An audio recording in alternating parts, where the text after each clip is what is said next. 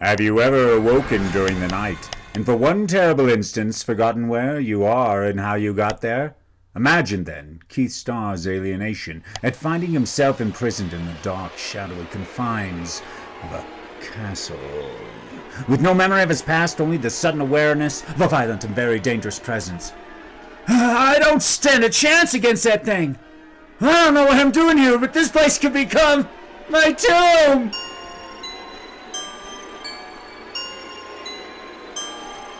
Not if you don't try to escape. Lord! The demon talks! No! I know this is a nightmare! You're wrong, Keith Starr. This is reality.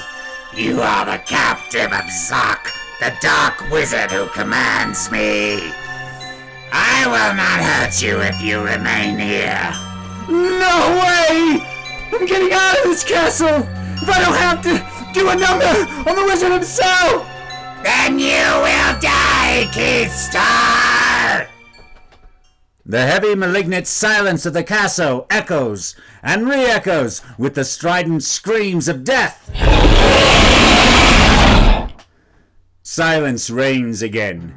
Keith's mind seems frozen in time as he stalks escape and finds people.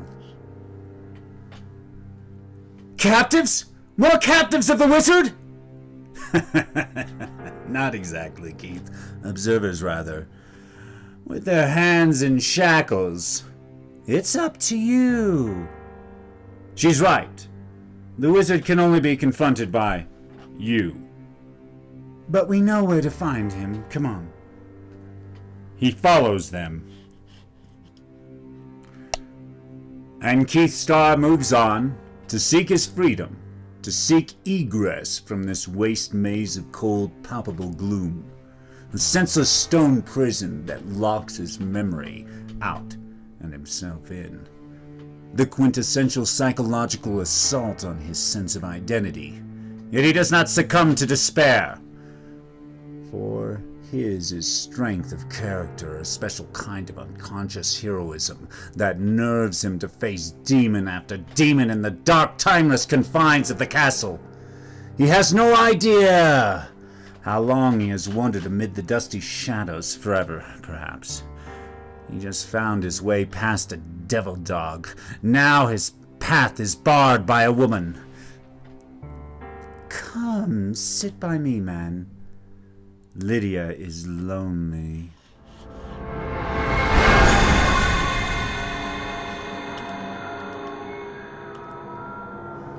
And she craves a mate with which to spend the eternal night.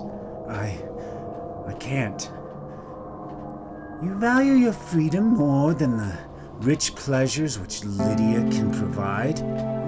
Yes! Then I will take you anyway. Lydia cannot bear to remain alone, isolated in the darkness for eternity. Nor can I, demoness!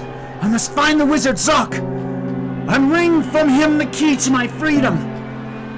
The smell of burnt flesh hangs in the air as Lydia slithers away into the shadows, fleeing into solitude. Keith chooses another path. There's something familiar about the two that causes Keith's dormant memory to twitch unsuccessfully. Here is where we stop, for only you have the power to free yourself. And though you carry no arms, remember that your mind is the ultimate weapon. The air has suddenly grown still, very still, and the sheen of sweat that covers him from the long climb turns cold. I am the one you seek, Keith Starr. But don't force me to destroy you. Turn back! No way! Talk ends, then as the conversation is overtaken by the sibilant threat of a sword. And the harsh report of a fist.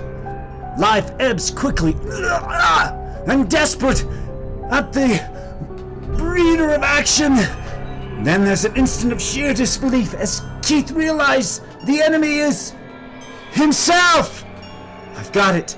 Break free! The scream grows faint and is swallowed by the gloom. Silence reclaims the dusty air except for the great ragged gasp of Keith Starr.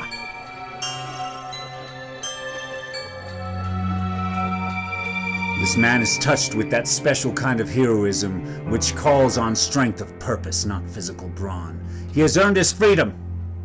And as he steps out the door, his senses are swept away on a sea of vertigo to return elsewhere and elsewhere. Where am I? The Helberg Asylum for the Insane. I don't understand. Why am I here? I'm not a... I can't remember. The shot we gave him earlier is taking effect. How peculiar. Until a few minutes ago, he was a raving maniac. Now suddenly he's snapped out of it. It's almost as if his mind fought its own insanity and won. As indeed it did. Keith Starr has earned his freedom and his rest.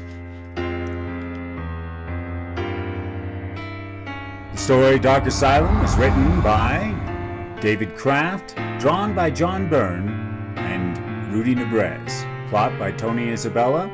Was originally released in Dracula Giant Size #5